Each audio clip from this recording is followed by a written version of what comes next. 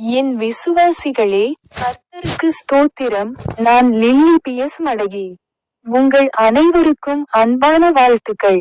2026ஆம் ஆண்டின் 3வது மாதம். இன்று மார்ச் 5ஆம் நாள். கருப்பொருள்: முதல் காதல், முதல் ஜெபம்.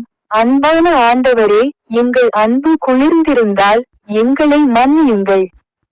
உங்களுடன் மீண்டும் ஒரு ஆழமான உறவை உருவாக்க எங்களுக்கு விருப்பத்தை தாரும். இந்த ஆய்வு எங்களை உம்மிடம் நெருங்கி வரச் செய்யட்டும். உமக்கு எங்கள் முதல் இடத்தை நாங்கள் தருகிறோம். ஆமென். அவர் தனது வசனங்களில் ஒன்றை பற்றி பேசினார். வெளிப்படுத்துதல் அத்தியாயம் 2. வசனங்கள் 4 மற்றும் 5. ஆனால் எனக்கு உன் மீது ஒரு குறை இருக்கிறது. நீ உன் முதல் அன்பை விட்டுவிட்டாய். ஆகையால், நீ எங்கிருந்து விழுந்தாய் என்பதை நினைவில் கொள்.